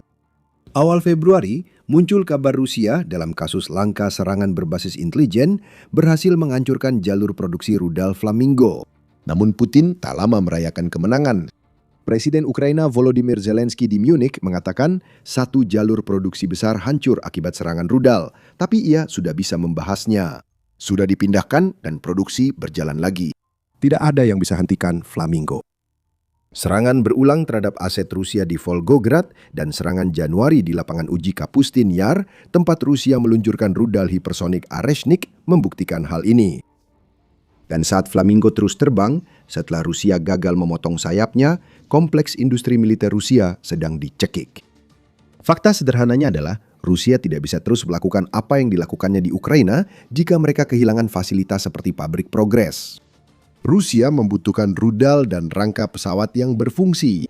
Setiap serangan yang mengurangi kapasitas jarak jauh Rusia tidak hanya memperbesar peluang Ukraina bertahan, tapi juga menunjukkan bahwa negara itu semakin kuat meski Putin sudah mencoba segalanya. Ukraina hanya perlu beberapa jam untuk melakukan hal yang gagal dicapai sanksi bertahun-tahun. Ukraina kemungkinan besar akan segera melakukan hal serupa karena serangan jarak jauh adalah salah satu strategi utamanya untuk menang melawan Rusia. Presiden Rusia Vladimir Putin telah melihat kekuasaan dan popularitasnya merosot sejak ia mengambil keputusan fatal untuk menginvasi Ukraina pada tahun 2022. Negaranya telah terisolasi, ekonominya telah hancur, militernya gagal mencapai hampir semua tujuan yang telah dinyatakan. Dan dirinya sendiri tidak pernah terlihat selemah ini. Namun, Putin selalu memiliki satu penyelamat yang sangat penting untuk diandalkan, minyak. Sebagai urat nadi ekonomi global, minyak telah lama menjadi ekspor utama Rusia, menghasilkan cukup banyak uang untuk menopang keuangan negara yang sedang goyah dan menjaga mesin perang Kremlin tetap berjalan. Sayangnya bagi Putin, penyelamat itu sekarang mungkin telah terputus. Ukraina benar-benar telah menghancurkan sektor minyak Rusia dan tidak ada jalan kembali dari sini. Dan bukan berarti Putin tidak diperingatkan. Pasukan Ukraina telah menyatakan niat mereka dengan jelas sejak lama. Bahkan, mereka telah menargetkan bagian-bagian infrastruktur minyak Rusia seperti kilang, pabrik produksi minyak, fasilitas penyimpanan, kapal tanker, dan pipa sejak tahap awal perang. Namun, intensitasnya benar-benar meningkat pada 2025 dengan lebih banyak serangan ke sektor energi utama Kremlin. Berkali-kali laporan bermunculan tentang kilang minyak besar yang dibakar atau kapal tanker yang dihancurkan dalam serangan drone malam hari dan serangan rudal mendadak. Berkali-kali, Rusia melihat jutaan galon minyak benar-benar lenyap terbakar, terpaksa menyaksikan kapasitas produksi dan ekspornya dipangkas menjadi semakin kecil, yang secara langsung memengaruhi ekspor dan potensi keuntungannya. Mereka melakukan segala upaya untuk mempertahankan lokasi ini, memasang pertahanan udara, dan memanggil para reservis negara itu demi menjaga infrastruktur penting dan mencegah gangguan lanjutan. Tapi tidak ada yang berhasil. Serangan-serangan itu terus berlanjut dan Ukraina tidak mengendurkan serangannya. Bahkan mereka melakukan hal yang sebaliknya, meningkatkan intensitas serangan mereka dan menambah tekanan pada industri terpenting Rusia. Reuters dan media lain menyebut ini sebagai gangguan pasokan minyak terparah dalam sejarah modern Rusia dan statistik mendukungnya. Laporan menunjukkan bahwa kapasitas ekspor minyak Rusia telah turun hingga 40%. Itu setara dengan sekitar 2 juta barel per hari. 2 juta barel yang dulu bisa dijual Rusia ke berbagai negara di seluruh dunia setiap hari menghasilkan jumlah uang yang sangat besar bagi ekonominya rata-rata setiap tahun. 2 juta barel yang membantu mendanai mesin perang Kremlin memungkinkan Rusia terus mengisi bahan bakar kendaraannya, membayar gaji tentaranya, dan membuat lebih banyak bom, rudal, serta drone untuk menyerang kota-kota dan permukiman di Ukraina. Sumber pendapatan dan dukungan yang sangat penting dan mendasar yang sangat dikurangi oleh Ukraina, dan itu tidak terjadi dalam semalam. Ini adalah hasil dari kampanye jangka panjang yang melibatkan serangkaian serangan presisi yang terarah, menuntut perencanaan oleh para ahli dan pelaksanaan tanpa celah. Serangan-serangan itu terjadi sepanjang tahun 2025 dan berlanjut hingga 2026 dengan Ukraina secara rutin mengidentifikasi target-target baru, menyiapkan rencana untuk merusak atau menghancurkannya dan mengeksekusi rencana tersebut dengan efisiensi yang kejam. Sebagai contoh, hanya pada bulan Maret 2026 saja terjadi beberapa serangan besar terhadap beberapa lokasi minyak paling penting di Rusia. Sebagai contoh, di awal bulan itu, Ukraina melakukan serangan terhadap terminal minyak Novorossiysk. Terletak di wilayah Krai Krasnodar, menghadap ke perairan Laut Hitam, kota pelabuhan ini merupakan lokasi yang sangat penting untuk ekspor minyak. Di fasilitas minyak Shevskaris, jutaan barel diterima dari kilang lain dan disimpan di lokasi ini sebelum dimuat ke kapal tanker. Banyak dari kapal tanker itu adalah bagian dari armada bayangan Rusia, jaringan rahasia dengan ratusan kapal pengangkut. Armada itu melanggar sanksi internasional dengan tetap mengangkut minyak Rusia ke luar negeri dan memasok dana untuk mendukung perang. Namun, pada malam hari tanggal 2 Maret, saksi mata setempat melaporkan bahwa terminal minyak Shevskaris terbakar setelah drone Ukraina memasuki wilayah tersebut. Wali kota Andrei Kravchenko mengonfirmasi serangan, sementara warga mengunggah gambar dan video fasilitas yang terbakar secara daring. Ini bukan pertama kalinya fasilitas itu diserang. Pada November 2025 misalnya, pemuatan minyak di Novorossiysk sempat dihentikan sementara setelah serangan Ukraina. Kemudian di bulan yang sama, fasilitas Shevskaris kembali diserang oleh Ukraina. Sejak serangan terbaru, laporan menyebutkan bahwa terminal minyak ini, yang biasanya mampu menangani hingga 700.000 barel minyak per hari, telah beroperasi jauh di bawah kapasitas puncaknya. Hanya beberapa minggu kemudian, pada 16 Maret, muncul laporan tentang serangan Ukraina yang berhasil lagi, juga di Krasnodar Krai. Kali ini di kota Lubinsk yang terletak di tepi sungai Bolshaya Laba, lebih dari 300 mil atau 500 km dari garis depan perang. Pada malam hari, sekitar pukul 2 pagi untuk lebih tepatnya, kru drone Ukraina menargetkan depot minyak kota tersebut, sebuah titik penting yang menghubungkan fasilitas produksi bahan bakar Rusia ke operasi militer di garis depan di wilayah selatan Ukraina. Saluran telegram lokal mulai melaporkan ledakan di dekat depo minyak pada dini hari, dengan video dan gambar segera bermunculan, memperlihatkan lidah api menjilat ke udara dan asap tebal memenuhi langit di atas beberapa tangki penyimpanan bahan bakar. Kebakaran tersebut dilaporkan terus berlangsung hingga pagi hari dan setiap menit yang berlalu, semakin banyak sumber daya paling berharga dan bernilai milik Rusia yang hilang. Dibutuhkan 4 regu pemadam kebakaran bersama dengan tim personel penyelamat untuk akhirnya mengendalikan dan memadamkan kobaran api tersebut dengan bantuan lebih banyak tenaga. Namun saat itu, kerusakan sudah terjadi dan bahkan lebih banyak lagi yang akan datang. 21 Maret. Hanya 5 hari setelah serangan Lubinsk, drone Ukraina menyerang lagi. Kali ini, drone mereka terlihat di langit di atas kilang minyak Saratov yang terletak di barat daya Rusia di wilayah Saratov. Dimiliki dan dioperasikan oleh perusahaan milik negara Rosneft, ini adalah salah satu kilang minyak tertua di Rusia yang masih beroperasi. Kilang ini sangat besar dengan volume pengolahan minyak yang luar biasa sekitar 4,8 juta ton. Ini adalah bagian penting dalam industri minyak Rusia, mampu memproduksi lebih dari 20 jenis bahan bakar dan produk kimia yang berbeda, termasuk bensin, diesel, dan minyak bakar. Kilang ini juga memproduksi vacuum gas oil dan sulfur teknis, dua bahan penting lainnya yang mendukung kompleks industri dan mesin militer Rusia. Tidak mengherankan, tempat ini sejak awal telah diidentifikasi sebagai target prioritas oleh pasukan Ukraina. Mereka telah menyerangnya lebih dari selusin kali sejak perang dimulai. Dan serangan pada 21 Maret adalah salah satu yang paling efektif memaksa kilang tersebut untuk benar-benar menghentikan operasinya.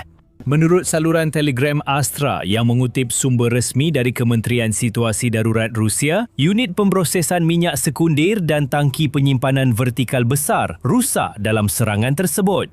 Sebuah tangki bahan bakar diesel dengan kapasitas luar biasa sebesar 10.000 ton juga terbakar dengan api yang kemudian menyebar ke area luas setidaknya 4.300 kaki persegi atau 400 meter persegi.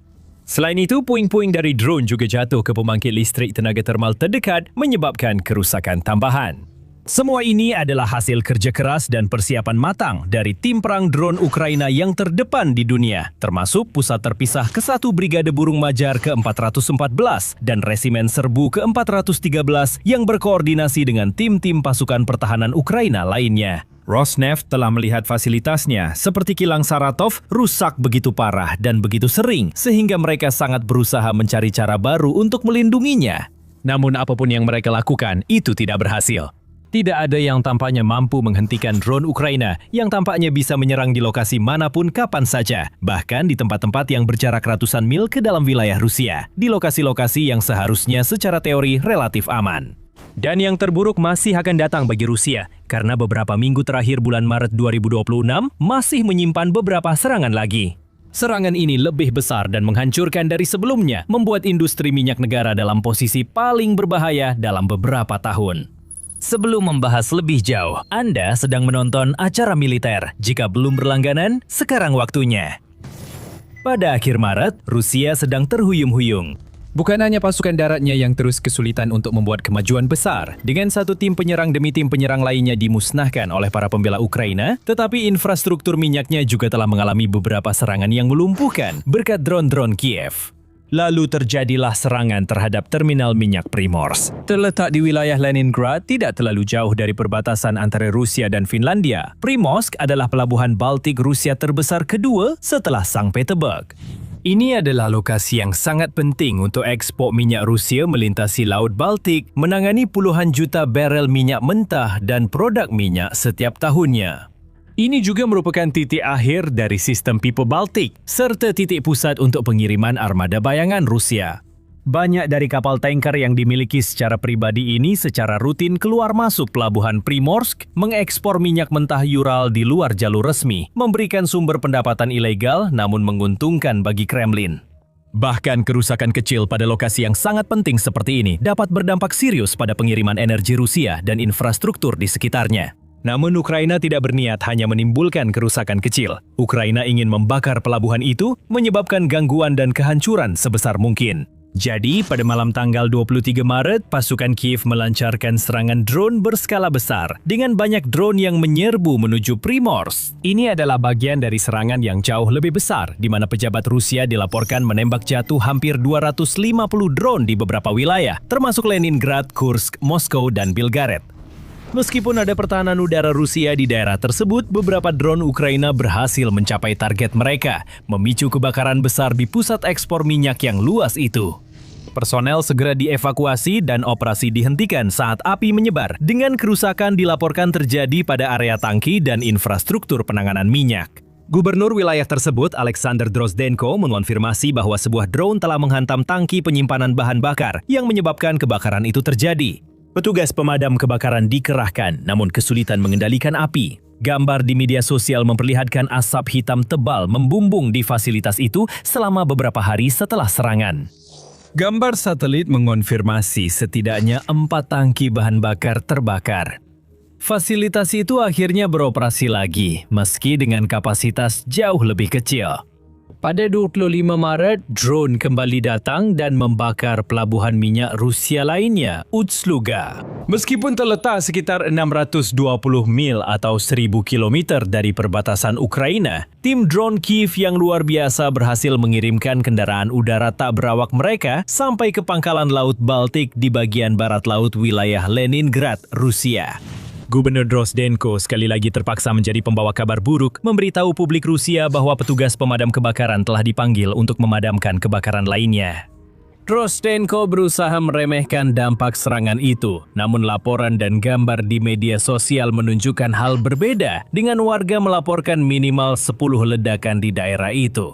Warga setempat menceritakan api besar yang menerangi langit malam, disertai kolom asap hitam memenuhi udara saat fajar. Serangan ini kembali menyasar bagian paling produktif industri minyak Rusia. Pelabuhan Ust-Luga dikatakan mampu menangani sekitar 700,000 barel minyak setiap hari. Ini juga merupakan lokasi produksi yang sangat penting, memproses hingga 45 miliar meter kubik gas alam setiap tahunnya. Dan memproduksi sekitar 30 juta ton gas alam cair (LNG) serta jutaan ton etana dan gas petroleum cair (LPG). Karena ini adalah lokasi yang sangat penting, tempat ini telah menjadi target Ukraina dalam beberapa kesempatan. Dengan serangan besar pertama oleh Dinas Keamanan Ukraina terjadi pada Januari 2024 dan serangan kedua dilakukan pada Agustus 2025. Serangan Maret 2026 menjadi pukulan telak terbaru bagi fasilitas yang sudah terpuruk ini, menurut berbagai laporan. Seluruh terminal yang juga mengekspor batu bara, gandum dan pupuk harus ditutup sementara petugas pemadam kebakaran memadamkan api. Beberapa hari setelah kejadian, pejabat kesulitan mengoperasikan kembali pelabuhan dan kemungkinan butuh waktu lama hingga pelabuhan beroperasi mendekati kapasitas puncak. Dan mimpi buruk minyak di wilayah Leningrad masih belum berakhir. Pada malam hari tanggal 26 Maret, serangan drone berskala besar kembali terjadi. Kali ini, drone-drone Ukraina mengarah ke salah satu kilang minyak terbesar Rusia, kilang Kirishi Petroleum Organic Synthesis atau kilang KINEV, yang terletak tidak jauh dari Saint Petersburg, kota terbesar kedua di Rusia. Dimiliki oleh salah satu perusahaan gas terbesar Rusia lainnya, pabrik ini mampu mengolah hingga 20 juta ton minyak setiap tahun, menjadikannya kilang terbesar kedua di seluruh negeri dalam hal kapasitas pengolahan. Kilang ini memproduksi bahan bakar dan petrokimia dalam jumlah besar yang digunakan di dalam negeri Rusia maupun dikirim ke mitra dagang di seluruh dunia. Pada 26 Maret, lebih dari 20 drone Ukraina menyerang infrastruktur penting di dalam dan sekitar lokasi ini, dengan Gubernur Regional Alexander Drozdenko sekali lagi harus maju ke mikrofon dan melaporkan apa yang telah terjadi. Seperti yang sering dilakukan Gubernur Rusia dalam kasus seperti ini, Drozdenko mencoba fokus pada hal-hal positif dengan mencatat bahwa sistem pertahanan udara di wilayah tersebut berhasil menggagalkan berbagai drone Ukraina dan menambahkan bahwa tidak ada korban jiwa yang dilaporkan. Namun ia mengakui sebuah zona industri tak disebutkan namanya mengalami kerusakan. Dan sementara Kementerian Pertahanan Rusia menyombongkan keberhasilan menembak jatuh sekitar 125 drone bersayap tetap Ukraina pada malam yang sama, negara itu juga terpaksa menutup operasi penerbangan di beberapa bandara terpentingnya, termasuk Sheremetyevo di Moskow dan Pulkovo di Saint Petersburg. Serangan seperti ini tidak akan berhenti. Bahkan kemungkinan besar serangan-serangan tersebut akan semakin intens dan menghancurkan seiring semakin lamanya perang berlangsung. Pada awalnya, Ukraina harus fokus mempertahankan wilayah dan menangkis serangan Rusia. Ukraina tidak memiliki waktu atau sumber daya untuk melakukan serangan balasan, juga tidak memiliki aset yang diperlukan untuk melakukan serangan presisi jarak jauh ke dalam wilayah Rusia, seperti drone dan rudal. Sekarang, ceritanya benar-benar berbeda. Ukraina telah melakukan keajaiban dengan membangun industri pertahanan dalam negerinya dari nol, dengan ratusan perusahaan baru bermunculan dan mulai bekerja. Mereka menciptakan rudal jarak jauh baru dan pesawat tak berawak inovatif yang cukup tangguh untuk menghancurkan infrastruktur Rusia. Pasukan pertahanan negara itu juga menjadi jauh lebih mahir dalam menghadapi serangan Rusia di garis depan dengan menemukan dan menguasai taktik efektif seperti strategi Basin Bleed, di mana unit-unit Rusia dipancing ke dalam perangkap maut sebelum dihancurkan oleh serangan drone dan artileri dari daerah sekitarnya. Hal ini pada akhirnya telah membebaskan militer Ukraina untuk tidak hanya melakukan serangan balasan sesekali terhadap Rusia di sana-sini, tetapi juga melancarkan kampanye terkoordinasi dan terfokus berupa serangan mendalam terhadap aset dan infrastruktur bernilai tinggi milik Kremlin. Pipa, kilang, kapal tanker, pelabuhan, dan lainnya secara sistematis ditemukan, dijadikan target, dan diledakkan. Dan meskipun Ukraina mungkin belum memiliki daya gempur untuk menghancurkan fasilitas-fasilitas ini sepenuhnya, setiap kerusakan sekecil apapun tetap memberikan dampak yang berarti.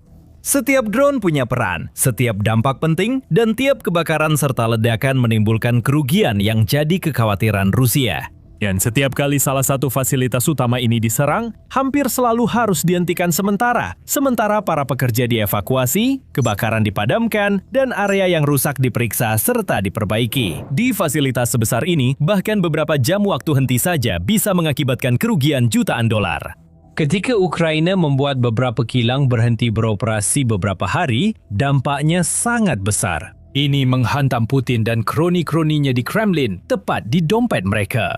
Setiap serangan ini merusak ekonomi Rusia, membuat mereka semakin sulit mendapatkan dana untuk melanjutkan perang. Dan dengan negara yang sudah kesulitan merekrut, mengalami lebih banyak korban jiwa daripada yang bisa mereka tangani, serta gagal meraih kemajuan besar di medan perang, situasi yang dihadapi Putin tampak semakin suram.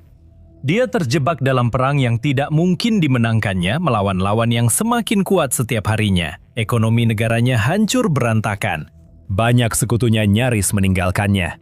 Komunitas internasional terus mengucilkan rakyatnya dan menghukum oligarknya. Dan satu-satunya penopang yang selama ini sangat diandalkan, yaitu industri minyaknya yang makmur, kini berada di titik terlemahnya sepanjang sejarah. Sementara itu, bagi Ukraina, taktik menargetkan infrastruktur minyak jelas-jelas membuahkan hasil. Presiden Ukraina Volodymyr Zelensky berulang kali menyatakan bahawa menghancurkan industri minyak Rusia adalah cara tercepat dan paling efisien untuk mengakhiri perang ini, dan data membuktikan bahawa dia benar. Jika Ukraina dapat terus melakukan serangan semacam ini atau bahkan meningkatkannya dengan tambahan drone atau bahkan serangan rudal, Vladimir Putin tidak akan punya pilihan lain selain menarik pasukannya atau melihat seluruh negaranya hancur lebur. Dalam beberapa minggu terakhir, Ukraina telah meningkatkan serangannya terhadap infrastruktur energi Rusia, khususnya kilang minyak utamanya. Perekaman spektakuler tentang kebakaran dahsyat akibat serangan di pelabuhan minyak Primorsk dan Ust-Luga di Oblast Leningrad menjadi berita utama internasional. Rekaman satelit kemudian mengonfirmasi kerusakan besar di kedua lokasi tersebut. Serangan-serangan ini menjadi pukulan serius bagi mesin perang Rusia. Mengapa?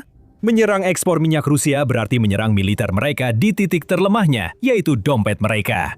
Selain serangan di Primorsk dan Ust-Luga, Ukraina juga telah melakukan serangan lebih lanjut terhadap 2 kilang minyak Rusia lainnya.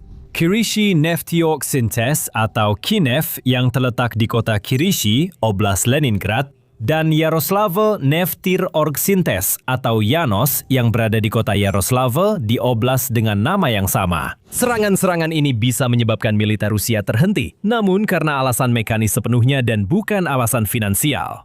Inilah target serangan Ukraina dan alasan serangan itu menjadi pukulan besar bagi Kremlin. Kilang Kirishi Nefteyorgsyntes dan Yaroslavl Nefteyorgsyntes. Keduanya berjarak sekitar 430 hingga 435 mil dari perbatasan Ukraina terdekat. Namun, ini bukan sekadar kilang biasa. Rusia memiliki setidaknya 50 kilang secara keseluruhan yang menunjukkan betapa luasnya industri minyak negara tersebut. KINEF dianggap sebagai yang terbesar kedua dan Yanos yang keempat. Kedua kilang tersebut diperkirakan menghasilkan sekitar 380,000 dan 300,000 barel minyak per hari masing-masing. Kapasitas pengolahan minyak total Rusia diperkirakan sekitar 6,5 hingga 6,6 juta barel per hari. Jadi, Rusia kehilangan sedikit lebih dari 10% dari total kapasitas pengolahan minyaknya setiap hari ketika 2 kilang ini tidak beroperasi. Itu sangat besar. Sejak Ukraina menyerang pada akhir Maret, kedua fasilitas itu tampaknya benar-benar tak beroperasi. Sudah hampir seminggu tanpa produksi dan belum ada jadwal pasti pemulihan operasional.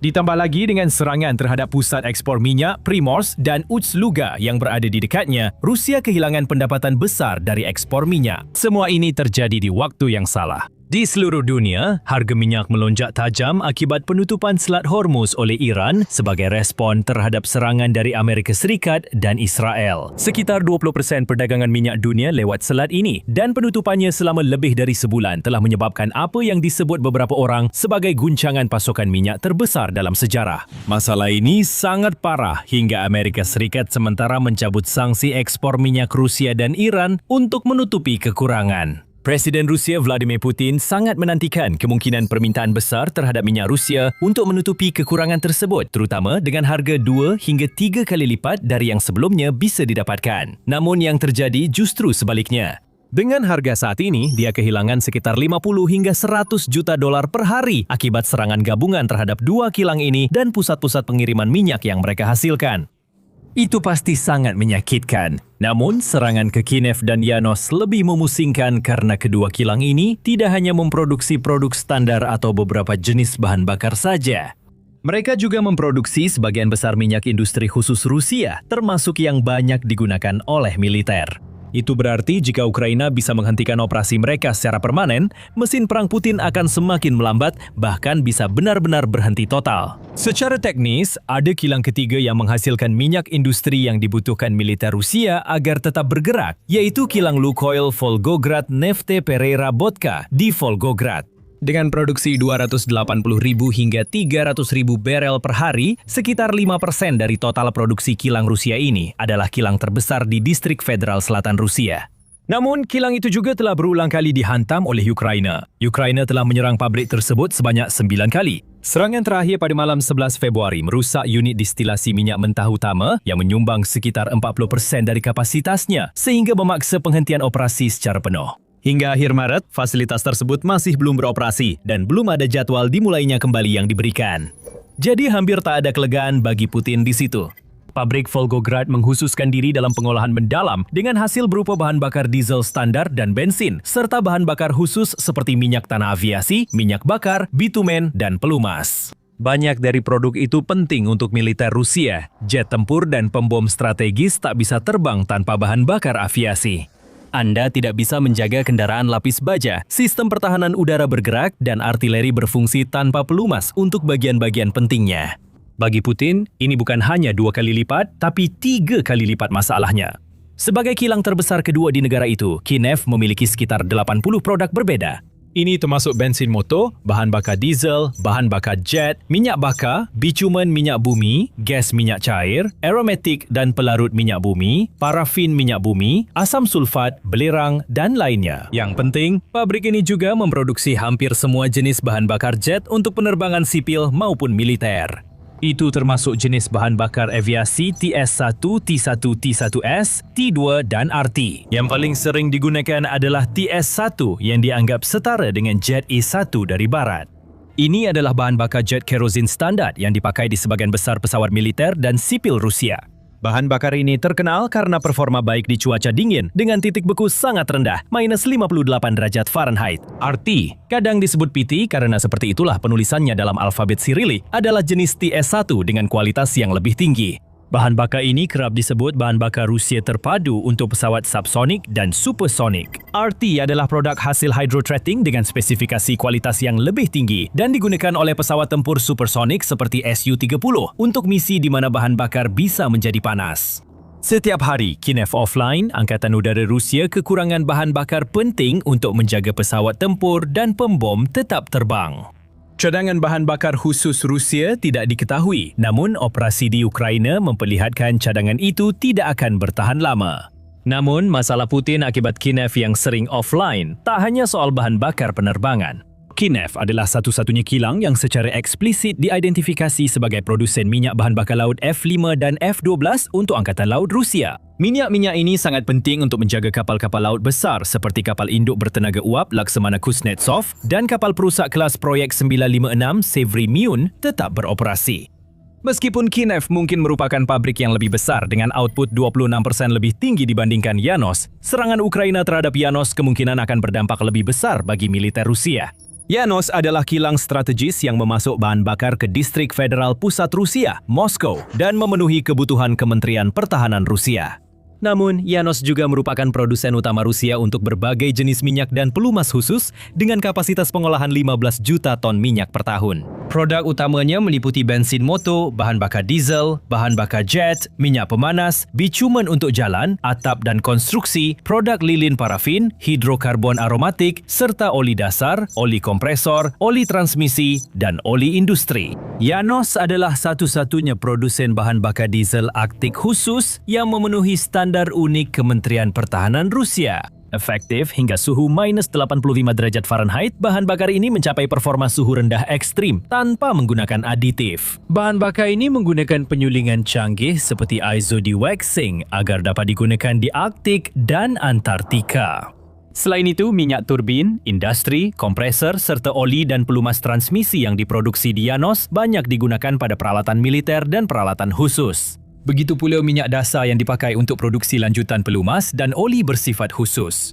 Secara khusus, Yanos memproduksi oli dan pelumas untuk mesin dan transmisi tank T90M, T72B3M, dan T62. Seluruh lini kendaraan lapis baja Rusia dan pengangkut personel lapis baja, transporter platform berat multisumbu O yang digunakan untuk mengangkut sistem rudal strategis, kendaraan pemuat transportasi pasukan rudal strategis, truk berat KAMAS dan Ural, peralatan teknik dan peralatan militer khusus. Tapi itu tidak berhenti di situ. Yanos juga memproduksi oli untuk tank T80U BVM yang dilengkapi dengan unit turbin gas serta sistem hidrolik dan penggerak dari keluarga sistem rudal pertahanan udara BUK, TOR dan PAN-TSA, bersama dengan oli dan pelumas untuk unit turbin gas di kapal Angkatan Laut Rusia. Pabrik ini juga memproduksi oli gearbox untuk helikopter serang seri MI dan KA, serta untuk mesin turboprop dan gearbox pembom strategis 295MS. Belum jelas berapa banyak cadangan minyak dan pelumas penting yang dimiliki Rusia jika memang ada. Tapi satu hal yang pasti, setiap hari Yanos tetap lumpuh. Semakin besar kemungkinan bahwa di seluruh spektrum operasi, komponen inti mesin perang Rusia akan macet begitu saja. Jika tank Rusia saja sudah tampil jauh di bawah ekspektasi, bayangkan jika mereka tanpa mesin yang dilumasi. Serangan Ukraina baru-baru ini membuktikan pertahanan udara Rusia kewalahan menghadapi serangan yang makin intensif. Bayangkan betapa rentannya mereka jika tidak dapat memposisikan sistem seperti Pansa secara tepat untuk menangkis serangan. Untungnya, konflik di Ukraina belum berubah menjadi nuklir, jadi kita belum melihat sistem rudal balistik antar benua RS-24 Yars beraksi. Tapi bahkan jika itu terjadi, dengan Platoformer O yang juga dikenal sebagai keluarga transporter KAMAZ 7850 tidak berfungsi, kemampuan Rusia untuk menggunakan Yars akan sangat terbatas.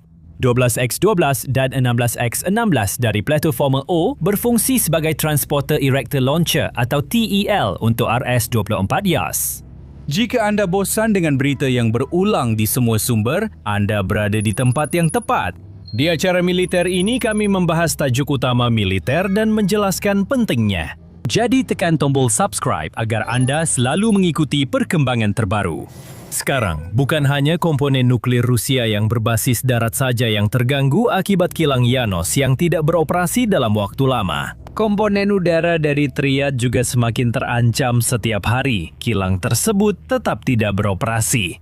Tupolev Tu-95MS adalah salah satu pembom strategis utama Rusia dengan sekitar 47 unit yang masih aktif dan sekitar 13 unit lainnya disimpan. Kemungkinan besar hanya bisa digunakan untuk suku cadang. Armada tersebut mengalami kerusakan parah selama operasi jaring laba-laba yang berani tahun lalu. Sekitar 6 hingga 8 Tupolev Tu-95MS hancur dan satu lagi rusak parah selama serangan di pangkalan udara Olenya dan Belaya, tempat mereka diparkir. Rusia tidak bisa kehilangan lebih banyak lagi. Tupolev Tu-95MS membawa rudal jelajah nuklir KH-102, rudal jelajah jarak jauh KH-55 yang mampu membawa nuklir, dan rudal jarak pendek yang diluncurkan dari udara KH-15 yang juga memiliki kemampuan nuklir. Pesawat ini juga membawa dan secara rutin menero Ukraina dengan rudal jelajah konvensional KH-101. Namun, pembom ini harus berada di udara untuk meluncurkan rudal-rudalnya. Dan itu tidak akan terjadi jika mesin turboprop dan gearboxnya tidak dapat dilumasi secara efektif karena kilang yang memproduksi oli yang diperlukan telah terbakar. Sekarang, meskipun belum jelas berapa lama waktu yang dibutuhkan untuk memulihkan operasi di dua kilang utama tersebut, sangat kecil kemungkinannya bahwa kilang-kilang itu telah dihentikan secara permanen. Ini adalah fasilitas yang sangat besar, dengan Yanos menempati 809,1 hektar fasilitas proses. Jadi, beberapa serangan, terutama dengan drone jarak jauh yang membawa muatan relatif kecil, jelas tidak cukup untuk menghancurkan pabrik sebesar itu. Itulah sebabnya Ukraina fokus pada kuantitas, bukan kualitas. Ukraina sering menyerang fasilitas itu. Kerusakan, biaya perbaikan, dan pendapatan yang hilang akibat gangguan produksi terus meningkat. Serangan 28 Maret terhadap Yanos di Yaroslavl adalah serangan besar kedua pada fasilitas itu. Serangan pertama pada 12 Desember 2025 merusak unit AVT-4 yang menyumbang sekitar sepertiga dari kapasitasnya serta tempat pemuatan minyak. Sumber industri mengonfirmasi produksi sempat dihentikan total setelah serangan itu, sama seperti pada serangan bulan Maret, meski sebagian produksi sudah pulih sebelum serangan kedua. Demikian pula, serangan pada 26 Maret terhadap Kyiv menyebabkan kebakaran dan merusak dua unit pemrosesan utama ELOU AVT-4 dan ELOU AVT-6 yang memaksa Kyiv menghentikan seluruh operasinya. Fasilitas produksi untuk bitumen minyak bumi, residu terberat dari pemrosesan minyak mentah, serta unit utama pemrosesan minyak mentah dan unit fraksinasi gas yang digunakan untuk memisahkan gas ringan setelah minyak mentah dimurnikan juga mengalami kerusakan. Itu adalah kali ke-6 kilang tersebut terkena serangan, dengan beberapa serangan sebelumnya telah dikonfirmasi pada 8 Maret 14 September dan 4 Oktober 2025. Pada 8 Maret 2025, otoritas Rusia mengklaim bahwa sebuah drone Ukraina berhasil ditembak jatuh di atas kilang tersebut oleh pertahanan udara Rusia. Menurut Gubernur Oblast Leningrad, Alexander Drozdenko, puing-puing dari drone tersebut merusak struktur luar salah satu tangki penyimpanan. Dia menyampaikan hal serupa setelah serangan pada 14 September, menyatakan bahwa pertahanan udara Rusia telah mencegah 3 drone di wilayah Kurishi, dengan puing-puing dari drone yang ditembak jatuh di lokasi kilang sehingga memicu kebakaran. Dia menyatakan api berhasil dipadamkan tanpa korban jiwa. Namun demikian, Reuters melaporkan bahwa serangan tersebut memaksa penghentian produksi pada unit pengolahan utama di kilang tersebut yang bertanggung jawab atas hampir 40% kapasitas produksi pabrik. Sumber Reuters melaporkan bahwa sebuah tungku di unit tersebut serta peralatan lainnya rusak akibat serangan itu, sehingga produksi terpaksa dihentikan. Perbaikan diperkirakan memakan waktu sebulan. Namun, Ukraina belum selesai dengan pabrik itu. 3 minggu kemudian, pada 4 Oktober, mereka kembali menyerang.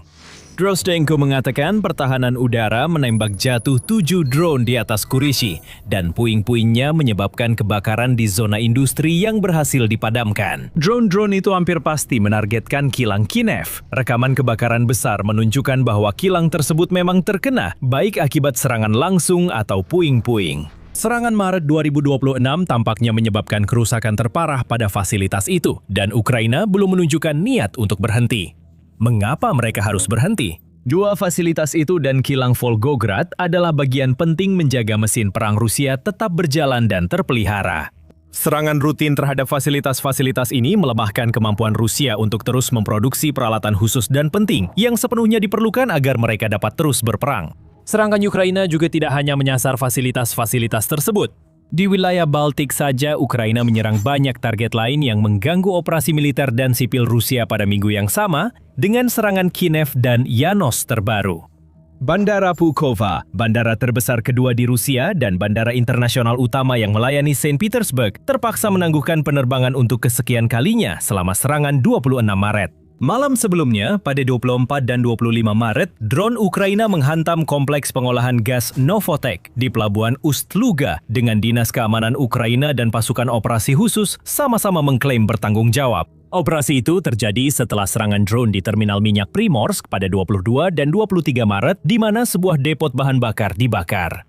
Pejabat Ukraina menyebut serangan terkoordinasi ini sebagai bagian dari upaya berkelanjutan menargetkan infrastruktur ekspor yang menghasilkan pendapatan bagi upaya perang Rusia dan menopang pengiriman global produk minyak dan gas. Serangan terhadap infrastruktur energi Rusia ini secara tepat dijuluki sebagai sanksi kinetik, dan itu benar-benar menyakitkan. Gangguan terhadap ekspor Rusia dan kekacauan yang ditimbulkan di masyarakat Rusia akibat gangguan perjalanan tidak diragukan lagi berdampak pada kemampuan Rusia untuk berperang dan menjaga dukungan masyarakat terhadap perang secara umum. Namun serangan ketiga fasilitas utama yang menjaga pasokan pelumas bagi militernya jauh lebih menyakitkan. Unit penyulingan yang rusak seperti distilasi primer dan perengkahan katalitik mengurangi produksi bahan bakar kelas militer. Serangan Kinev pada Maret 2026 saja sudah memotong lebih dari 6% kapasitas penyulingan Rusia dan mengganggu pasokan ke Rusia Barat Laut untuk waktu yang tidak ditentukan. Yang paling penting, serangan-serangan itu juga mengganggu pasokan ke wilayah pendudukan di dalam Ukraina, memperlambat dan dalam beberapa kasus tampaknya menghentikan serangan musim semi Rusia yang sudah goyah. Serangan ke kilang-kilang ini dan serangan lain telah melumpuhkan 15-40% kapasitas penyulingan Rusia pada waktu berbeda, memaksa Moskwa mengurangi ekspor bahan bakar dan memakai cadangan untuk kebutuhan domestik, terutama militer. Berkurangnya pendapatan minyak melemahkan kemampuan Putin membiayai perang dan menaikkan harga bahan bakar lokal, sehingga memicu ketidakpuasan publik. Dan hal ini memaksa Rusia untuk bertahan. Serangan terhadap kilang minyak yang lebih jauh di dalam wilayah Rusia telah memaksa Putin untuk mengalokasikan kembali sumber daya pertahanan udaranya yang relatif terbatas demi melindungi fasilitas tersebut. Rusia harus memanggil cadangan untuk mengoperasikan sistem ini. Lebih banyak pertahanan udara di wilayah dalam berarti lebih sedikit di medan perang. Ini jelas menguntungkan Ukraina. Namun yang terpenting, semakin lama kilang-kilang ini berhenti beroperasi, tekanan pada bagian mesin perang Rusia semakin besar. Putin tak bisa terus mengirim tank, kendaraan lapis baja, sistem pertahanan udara dan bahkan angkatan udaranya ke medan perang jika minyak untuk menggerakkan dan merumasi semua perawatan itu tidak tersedia. Semakin sering Ukraina menyerang kilang ini, kemampuan Rusia untuk melanjutkan perang semakin melemah. Tampaknya sudah jelas bagi Ukraina untuk terus menghantam mereka, kecuali sekutu-sekutunya bisa membujuk mereka untuk tidak melakukannya. Presiden Ukraina Volodymyr Zelensky sudah menyatakan bahwa beberapa mitra telah mulai menekannya untuk mengurangi intensitas serangan Ukraina terhadap infrastruktur energi Rusia. Alasannya tentu saja sama sekali tidak ada hubungannya dengan simpati terhadap Rusia. Pasokan minyak di seluruh dunia mulai menipis akibat kebuntuan di Selat Hormuz. Dengan terpaksa, negara-negara barat harus mengizinkan minyak Rusia kembali ke pasar untuk sementara waktu demi menjaga stabilitas ekonomi global dengan mencegah harga minyak melonjak lebih tinggi lagi. Ukraina mungkin harus menahan diri dari serangan lebih lanjut sementara waktu, bukan hanya karena alasan diplomatik. Pada akhirnya, harga minyak yang tinggi pasti akan berdampak pada Ukraina. Ukraina juga sama seperti tempat lain. Namun jika gangguan pasokan ini tidak lama, kita bisa berharap melihat lebih banyak kobaran api besar menerangi langit Rusia, terutama di 3 kilang minyak penting bagi militer Rusia. Itu pun jika Zelensky mendengarkan seruan sekutu untuk memperlambat serangan sejak awal. Namun Ukraina masih punya banyak trik lain yang bisa digunakan. Tonton video ini tentang strategi jenius yang bisa mengakhiri perang dengan hasil yang menguntungkan Ukraina.